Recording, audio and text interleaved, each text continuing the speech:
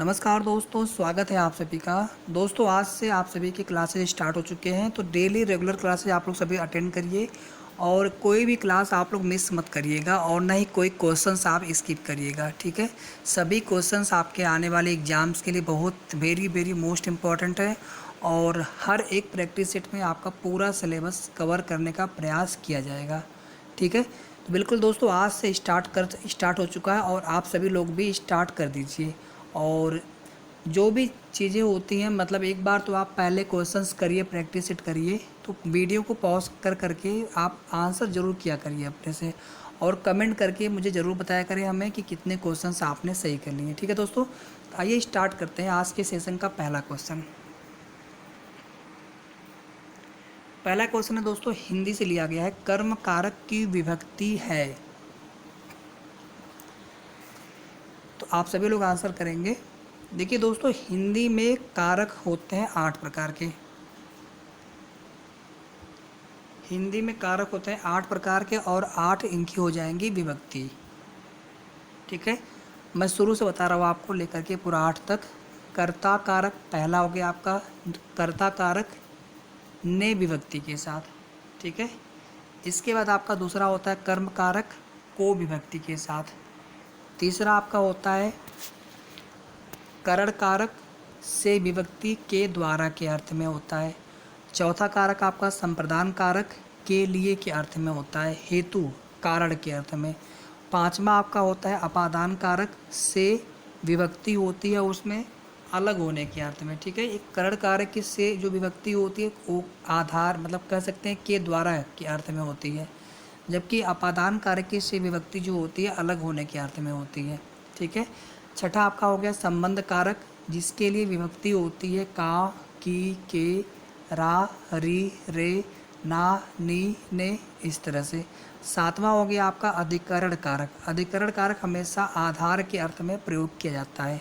ठीक है, उसके लिए विभक्ति होती है में और पर। 2 प्रकार की विभक्ति उसके लिए हम मुख्यतः प्रयोग करते हैं। और आठवां आपका होता है संबोधन कारक, जिसके लिए विभक्ति होती है हे, अरे, अजी, ओ। ठीक है, इस तरह की विभक्ति यूज करते हैं। वहीं पर दोस्तों एक प्रश्न काफ़ी महत्वपूर्ण मैं आपको बता देना चाहता हूँ। किशोरी दास वाजपेयी जी ने हिंदी में कारकों की संख्या 6 बताई है।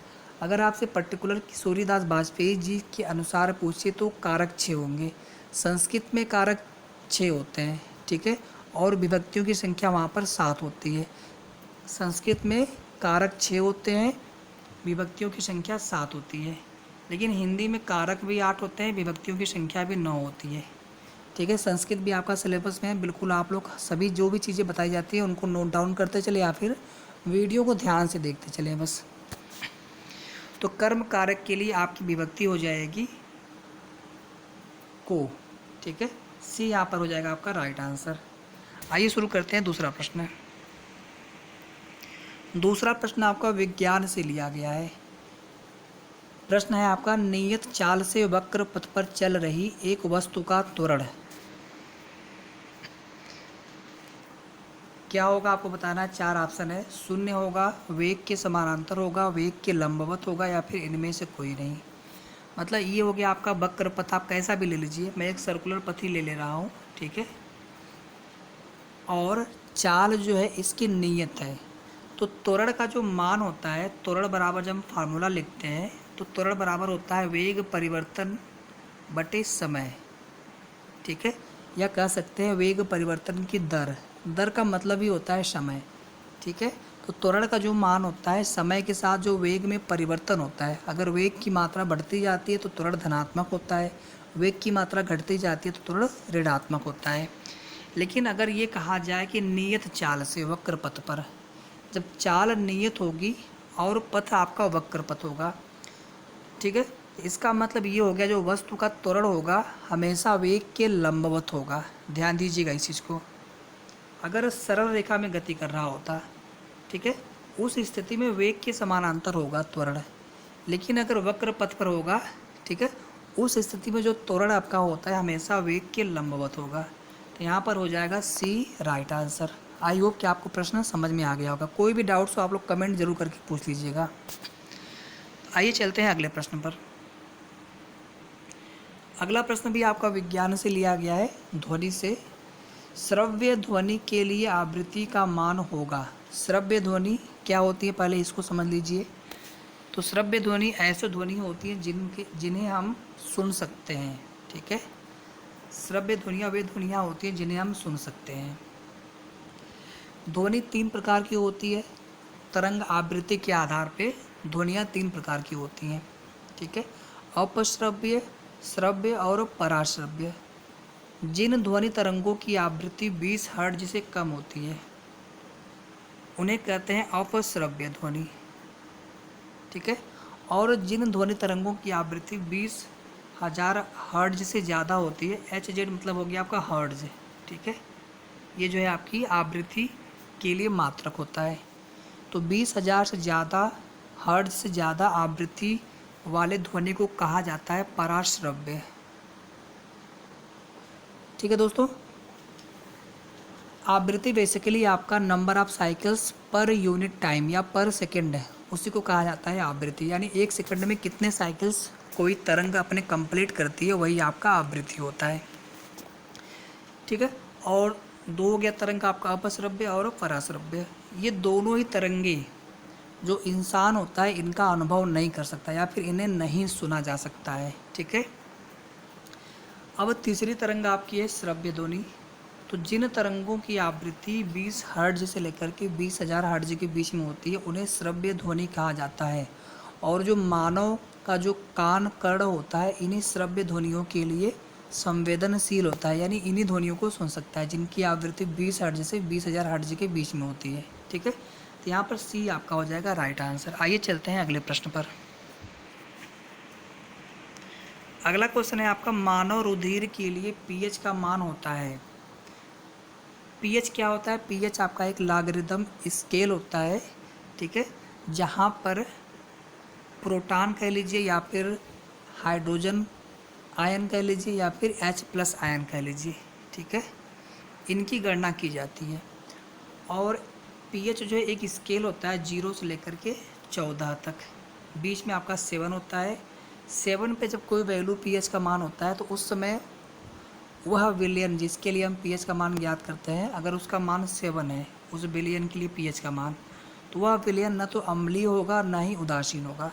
लेकिन अगर हम 7 से 14 की तरफ जाते हैं तो विलयन में क्षारीय प्रवृत्ति बढ़ती जाती है, क्षारीयता बढ़ती जाती है, ठीक है। जैसे जैसे हम 14 की तरफ बढ़ते जाएंगे, ऐसे ही 7 से हम 0 की तरफ बढ़ते जाएंगे तो विलयन की अम्लीय प्रवृत्ति बढ़ती जाती है, अम्लीयता बढ़ती जाती है।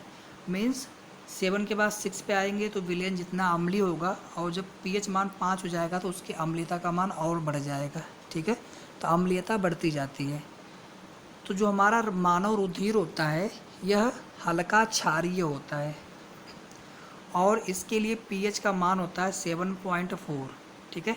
कभी कभी प्रश्न ऐसे ही पूछता है, अम्लीय होता है, क्षारीय होता है, प्रबल क्षारीय, हल्का क्षारीय, तो आपका आंसर हो जाएगा हल्का क्षारीय होता है और पीएच मान कितना होता है 7.4। सी हो गया आपका राइट आंसर। अब चलेंगे हम अगले प्रश्न में। अगला प्रश्न जो है आपका मैथ से लिया गया है। प्रश्न है आपका 1 - 2, फिर ब्रैकेट में ये आपका स्क्वायर ब्रैकेट बड़ा वाला ब्रैकेट बोलते हैं, ये आपका छोटा वाला ब्रैकेट, और इसको बोलते हैं मझला ब्रैकेट, ठीक है। तो 1 - 2 और ये क्या 1 - 3 और इस तरह से ब्रैकेट बन है आपका। तो आप सभी जानते हैं जो बदमाश रूल होता है, जब भी हम इस तरह के अंकगणितीय व्यंजकों को हल करते हैं तो सबसे पहले क्या करते हैं, सबसे पहले हम ब्रैकेट ओपन करते हैं। ब्रैकेट में भी सबसे पहले हम जो जो सबसे छोटा वाला ब्रैकेट होता है, ठीक है, सबसे पहले हम इसे ब्रेक करते हैं। इसके बाद फिर मझले ब्रैकेट को ब्रेक करते हैं और सबसे लास्ट में जो हमारा स्क्वायर ब्रैकेट होता है या फिर कहते हैं सबसे जो बड़ा वाला ब्रैकेट होता है उसको ब्रेक करते हैं। या फिर इसको आप ऐसे भी समझ सकते हैं, जब भी आपको इस तरह से दिखे चीज़ें तो जो सबसे बिल्कुल आपको भीतरी भाग में दिखे, इसको आप ऐसे भी समझ सकते हैं ना कि शुरुआत में कहाँ से करनी है, ठीक है। तो 1 - 3 को सॉल्व करेंगे तो 1 छोटा वैल्यू, 3 बड़ा वैल्यू है, इन दोनों की साइन अपोजिट है, 1 की साइन प्लस है, अगर नहीं दिया तो प्लस साइन आप मान के चलेंगे। 1 में से 3 माइनस करेंगे तो -2 बचेगा आपका, ठीक है। मीन्स ये ऐसे हो गया अभी आपका 1 - 2 ब्रैकेट में बच गया -2।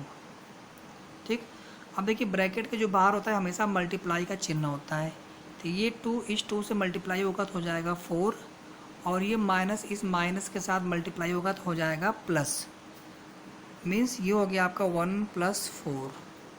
इसको ऐड करेंगे तो आपका हो जाएगा 5, मीन्स आपका बी हो जाएगा राइट आंसर। इस तरह के प्रश्नों को भी आगे भी हम डिटेल में सॉल्व करेंगे, ठीक है। तो यहाँ पर आपका राइट आंसर हो जाएगा बी। अब चलते हैं अगले प्रश्न पे। अगला प्रश्न आपका काफ़ी सिंपल है और कई बार कई एग्जाम्स में पूछा गया है, मैथ से लिया गया प्रश्न है।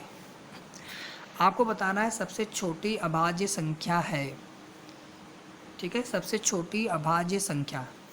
देखिए दोस्तों ध्यान दीजिएगा, एक जो है आपका 0 तो आप छोड़ दीजिए, 0 और उसके पहले की संख्या को हम अभाज्य में नहीं देखते हैं, ठीक है। 1 से स्टार्ट करेंगे, तो एक जो है आपका न तो भाज्य होता है और न ही अभाज्य होता है। ध्यान दीजिएगा, एक जो है संख्या न तो भाज्य संख्या होती है न ही अभाज्य संख्या होती है। तो सबसे छोटी जो अभाज्य संख्या हो गई आपका 2 हो गया, यहाँ पर राइट आंसर आपका डी होगा। और एक चीज़ आप याद रख लीजिएगा, 2 को सम अभाज्य संख्या भी कहा जाता है। एक प्रश्न आपका ऐसे पूछा जाता है कि सभी अभाज्य संख्याएं विषम संख्या होती हैं 2 को छोड़ करके, बिल्कुल सही होगा। लेकिन अगर ये कहा जाए कि सभी अभाज्य संख्याएं विषम संख्या होती हैं, फिर गलत हो जाएगा, क्योंकि 2 एक ऐसी अभाज्य संख्या होती है जो सम होता है। इसके अलावा इसके अतिरिक्त जितने भी अभाज्य संख्याएं होती हैं सभी विषम संख्या होती हैं, ठीक है। पॉइंट समझ में आ गया आपको? तो चलते हैं फिर अगले प्रश्न पर। अगला प्रश्न है आपका थोड़ा सा घुमा करके पूछा है केवल कि 2, 4 और 8 का सबसे छोटा सार्वगुणज। गुणज मतलब होता है गुणा करने से जो प्राप्त होता है, सबसे छोटा सार्वगुणज यानी सबसे छोटे कॉमन अंकों को लेकर के गुणा करने से जो प्राप्त गुणज होता है उसको कहा जाता है सबसे छोटा सार्वगुणज, या इसी का एक अन्य नाम है एलसीएम, ठीक है, लघुत्तम समापवर्धक, लिस्ट कॉमन मल्टीपल। तो एलसीएम हो गया सीधे सीधे सबसे छोटा सार्वगुणज। जब भी बोले आप समझ जाएंगे एलसीएम निकालना है। अब आप 2, 4 और 8 का एलसीएम निकालेंगे, निकाल करेंगे, देख लीजिए आप गुणनखंड मेथड से। 2 से पहले डिवाइड करेंगे, 2 दूनी 4 हो गया, 2 चौके 8 हो गया, फिर 2 से करेंगे, एक बार 2 से और करना पड़ेगा, यानी आपका 8 हो जाएगा, ठीक है। तो यहाँ पर आपका राइट आंसर हो जाएगा 8। एलसीएम निकालना बहुत आसान होता है, अगर आपको कोई भी दिक्कत हो बता दीजिएगा, मैं आपको एलसीएम निकालने की विधि अलग से मैं आपको बता दूंगा, ठीक है। गुणनखंड विधि से अभाज्य संख्याओं से हम डिवाइड करना शुरू करते हैं, उसको काटना शुरू करते हैं। जैसे सबसे पहले आप 1 छोड़ दीजिए, 1 तो आपका अभाज्य संख्या है ही नहीं। 2 से स्टार्ट करिए, 2 से 2 कटेगा, 1 बचेगा, 4 को काटेंगे 2 बचेगा, कामा कर दीजिएगा। 8 को डिवाइड करेंगे 4 बचेगा। अब देखिए यहाँ पे 2, यहाँ पे 4, अभी भी 2 से डिवाइड होगा ना, फिर 2 से डिवाइड कर लीजिए, 1 हो गया तो 1 को छोड़ दीजिए। इस 2 को 2 से डिवाइड करेंगे 1 हो गया, और इस 4 को 2 से डिवाइड करेंगे तो 2 हो गया। एक बार ऐसे 2 से और कर लेंगे, सभी 1 1 मिल जाएंगे। जब सभी 1 1 मिल जाते हैं वहीं पे आप स्टॉप कर देंगे, और ये जो जिनसे आपने डिवाइड किया है ना इनको आपस में मल्टीप्लाई कर लेंगे तो यही आपका एलसीएम आ जाता है। सी हो गया आपका राइट आंसर। अब देखिए अगला प्रश्न बिल्कुल मिलता जुलता है लेकिन थोड़ा सा अलग है। 2, 4 और 8 का सबसे बड़ा सार्वगुणनखंड पूछा है। सार्वगुणनखंड का मतलब हो गया ऐसा सबसे बड़ा कॉमन फैक्टर जो उन सभी संख्याओं में होना चाहिए, मतलब 2, 4, 8। इसको आप लिख सकते हैं 1 × 2, इसको आप लिख सकते हैं, या 2 ही रहने दीजिए, इसको लिख लीजिए 2 × 2 4 को, और 8 को लिख लेंगे 2 × 2, ठीक है। तो एक जो 2 है सभी में कॉमन है, इसके अलावा और कोई सबसे बड़ी संख्या कॉमन नहीं होगी। या हम कह सकते हैं एक जो है सभी में कॉमन है, एक को आप छोड़ दीजिए। सबसे बड़ी ऐसी गुणनखंड संख्या आपको देखनी होती है या गुणनखंडों का गुणा देखना होता है, ठीक है, जो उन सभी संख्याओं में कॉमन होता है। इसे एक नाम दिया जाता है HCF, ठीक है, हाईएस्ट कॉमन फैक्टर, ठीक है, महत्तम समापवर्तक, महत्तम समापवर्ती। वर्तक और वर्त्य में थोड़ा सा कन्फ्यूजन होता है, मैं अभी भी कन्फ्यूजन दोस्तों, महत्तम समापवर्त्य होता है कि महत्तम समापवर्तक होता है, ठीक है। आप लोग मुझे कमेंट करके बताएंगे। इंग्लिश में बिल्कुल क्लियर है, हाईएस्ट कॉमन फैक्टर बोलते हैं। फैक्टर मतलब होता है गुणनखंड। तो 2, 4 और 8 सभी में जो हाईएस्ट जो कॉमन फैक्टर है वो है आपका 2। म से निकालना बिल्कुल आसान होता है, या तो आप भाग विधि से निकाल लीजिए या फिर गुणनखंड विधि से निकाल लीजिए। गुणनखंड विधि से मैंने आपको अभी बता दिया कैसे हम कॉमन फैक्टर देखते हैं। भाग विधि से करेंगे तो जो सबसे छोटी संख्या होती है उससे आप पहले भाग करेंगे सेकेंड वाली बड़ी संख्या से, ठीक है। सबसे बड़ी संख्या को सबसे लास्ट में भाग करते हैं और तब तक भाग करते हैं जब तक कि ये पूरा कट न जाए। जब पूरा कट जाएगा तो जो आपका भाजक होता है उसी भाजक से जो शेष तीसरी संख्या सबसे बड़ी संख्या होगी उसमें भाग कर दीजिए। जब तब तक भाग करेंगे जब तक कि पूरा डिवाइड ना हो जाए। जहाँ पर पूरा डिवाइड हुआ वहीं पर जो भाजक का मान होता है वही आपका हो जाएगा मस, ठीक है, HCF। इस तरह से दोस्तों यहाँ पर आपका राइट आंसर हो जाएगा A2। अब चलेंगे हम अगले प्रश्न पर। ये प्रश्न आपका रीजनिंग से लिया गया है। एक आदमी एक दिन में 20 पेड़ लगाता है तो 5 आदमी 5 दिन में कितने पेड़ लगाएंगे। एक मैंने फार्मूला बताया था MDH वाला और इसके अपान W कर देंगे आप। M मतलब हो गया आदमियों की संख्या, D मतलब हो गया दिनों की संख्या, H मतलब हो गया घंटों की संख्या और नीचे जो हमारा कार्य होता है, जितना कार्य किया जाता है, कार्य की मात्रा, W मतलब वर्क, ठीक है। ये फार्मूला में यूज करना होता है। इसी को हम जनरल फॉर्म में बना लेंगे तो ये ऐसे हो जाएगा M1 D1 H1 अपान W1। राइट हैंड साइड में कर लेंगे आप M2 D2 H2 अपान W2। इसमें आपको जो दिया गया हो क्वेश्चन में उसको आप ले लेंगे, जो न दिया गया हो उसको छोड़ देंगे। जैसे यहाँ पर क्वेश्चन में आदमियों की संख्या M दिया है, दिन की संख्या D दिया है और कार्य मतलब जो पेड़ लगाएंगे आप वही आपके लिए कार्य हो जाएगा, ठीक है। लेकिन यहाँ पर घंटा नहीं दिया गया तो घंटे को आप छोड़ दीजिएगा, H1 और H2 को छोड़ दीजिएगा। मीन्स यहाँ पे आपको फार्मूला यूज करना है M1 D1 upon W1 is equal to M2 D2 upon W2। अब देखिए पहले इस सिचुएशन में, पहले केस में एक आदमी है, M1 की जगह 1 हो गया, D1 एक दिन कितने पेड़ लगाता है, 20 पेड़ लगाता है, बराबर हो गया। आप राइट हैंड साइड में आ जाइए। सेकंड में केस में क्या बोलता है कि 5 आदमी हैं तो M की जगह 5 हो गया, दिनों की संख्या भी 5 हो गया, ठीक है। अब पूछा है कितने पेड़ लगाता है, यानी आपको W2 का मान निकालना है। अब क्या करेंगे आप तिर्यक गुणा कर लीजिए ऐसे, 1 इंटू 1 करेंगे 1 हो जाएगा, 1 का W2 करेंगे मल्टीप्लाई W2 हो जाएगा। यहाँ पर 20 है, यहाँ पे 50 25 हो जाएगा, तो 50 25 गुना करेंगे 50 हो जाएगा। मतलब W2 का जो मान है आपका आ गया 500,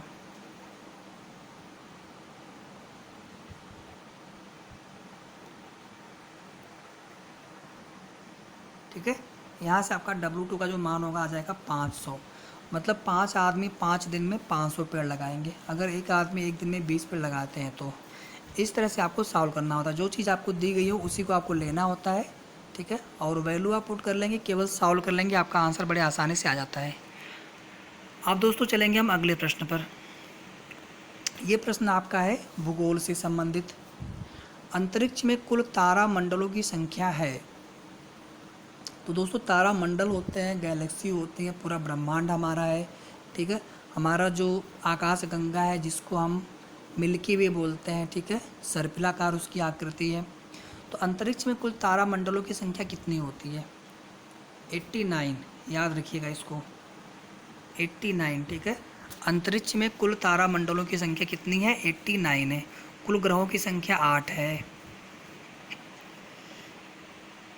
भोर का तारा, शाम का तारा सबसे चमकीला ग्रह, पृथ्वी की जुड़वा बहन, ये सभी आपको शुक्र ग्रह के बारे में याद रखना चाहिए, ठीक है। अगला प्रश्न दोस्तों आपका संविधान सभा के प्रथम अस्थायी अध्यक्ष थे। ये प्रश्न आपका इस बार के 69,000 शिक्षक भर्ती में सुपर टेट में पूछा गया प्रश्न है, अलग तरह से पूछा गया था और इस प्रश्न पे विवाद भी है। दोस्तों संविधान सभा जब गठित की गई थी तो उसके पहले अस्थायी अध्यक्ष थे सच्चिदानंद सिन्हा जी, ठीक है। ये केवल 2 दिन के लिए अध्यक्ष बनाए गए थे। 2 दिन के बाद अस्थायी अध्यक्ष का चुनाव कर लिया गया और अस्थायी अध्यक्ष के रूप में डॉक्टर राजेंद्र प्रसाद का चुनाव किया गया था।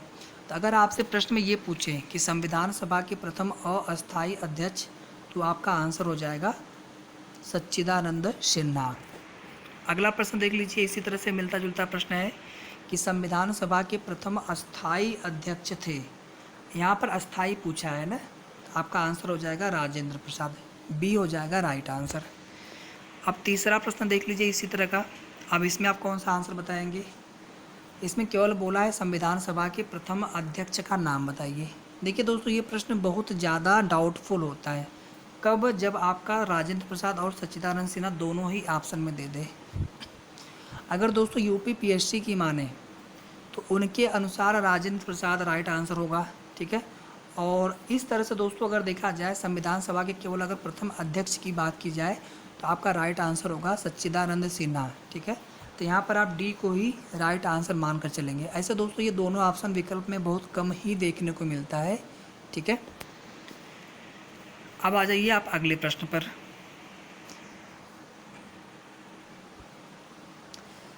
बंगाल का प्रथम गवर्नर था।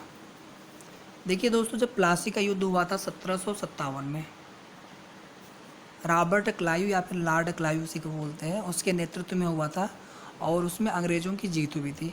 उसके बाद फिर 1764 ईस्वी में बक्सर का युद्ध हुआ था, उसमें भी अंग्रेज़ों की जीत हुई। रॉबर्ट क्लाइव के नेतृत्व में ही वो वाला युद्ध भी लड़ा गया था।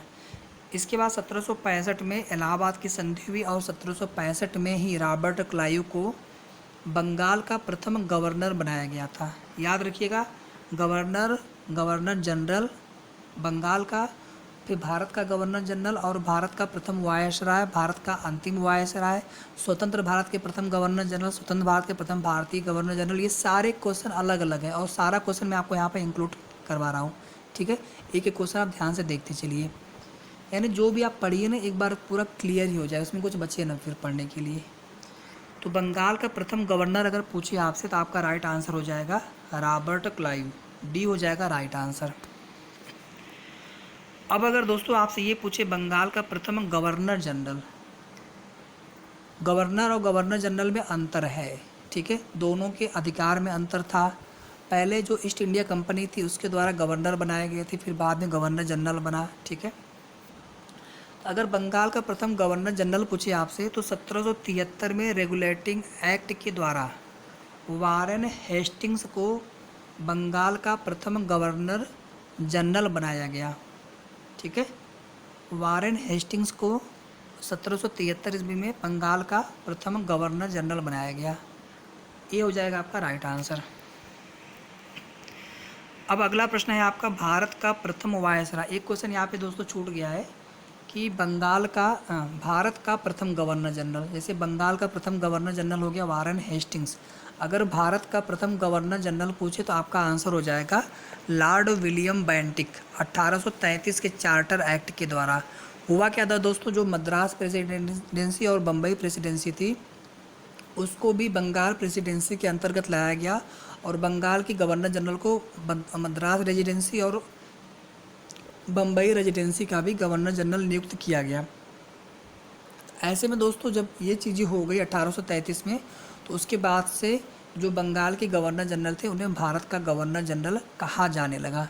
तो उस समय Lord William Bentinck governor general थे और वही लॉर्ड विलियम बेंटिक ही आपके भारत के प्रथम गवर्नर जनरल कहे जाते हैं, माने जाते हैं, ठीक है। अगला प्रश्न है दोस्तों आपका भारत का प्रथम वायसराय था। देखिए दोस्तों, जब 1857 की क्रांति हुई थी उस स्थिति में क्या हुआ था, 1858 के अधिकार पत्र द्वारा, ठीक है, महारानी विक्टोरिया के अधिकार पत्र द्वारा भारत में जो गवर्नर जनरल का पद वो एज इट इज चलता रहा, लेकिन अब भारत में वायसराय का पद निर्मित कर दिया गया। मतलब वायसराय के गवर्नर जनरल होगा लेकिन उसे वायसराय अब कहा जाने लगा, ठीक है, जो पहले गवर्नर जनरल कहे जाते थे।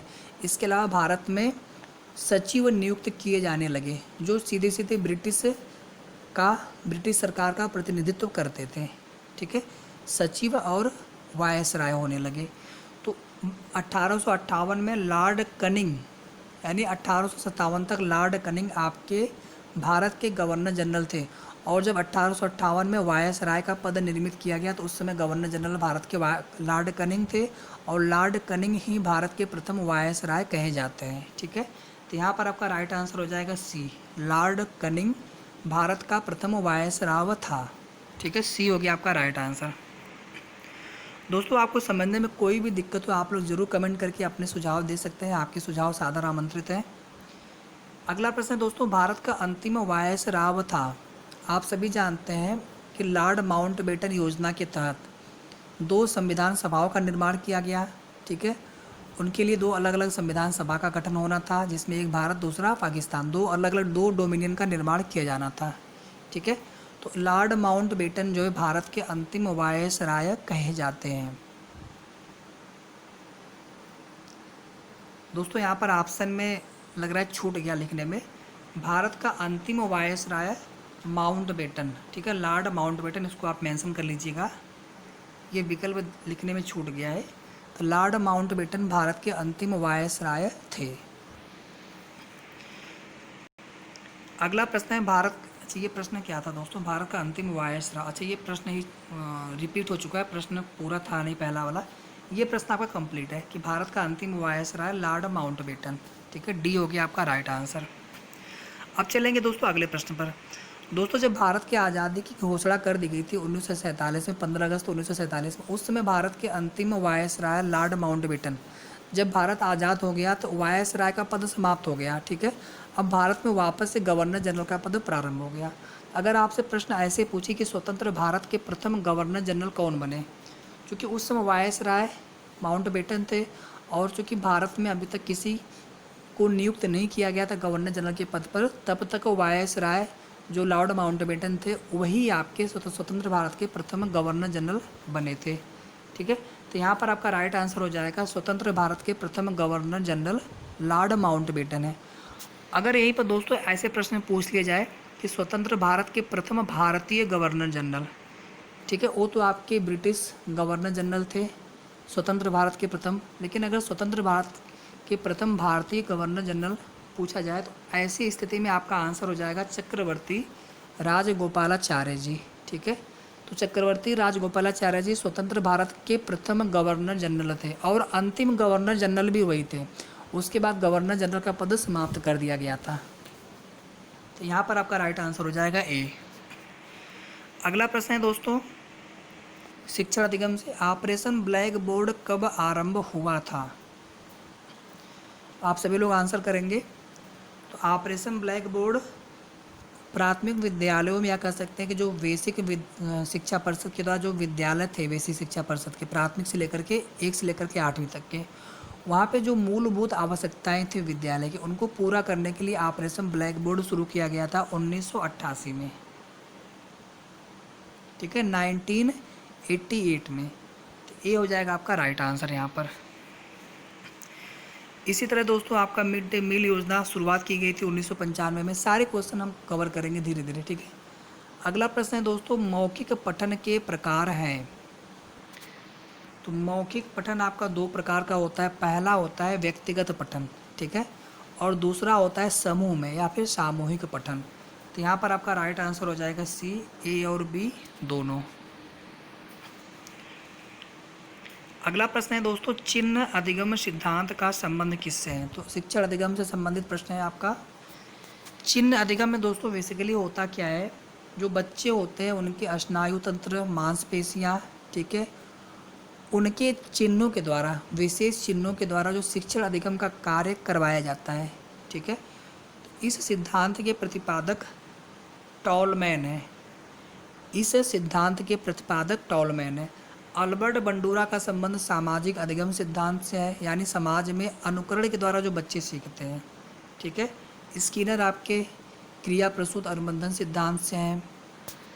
तो यहाँ पर आपका राइट आंसर हो जाएगा बी।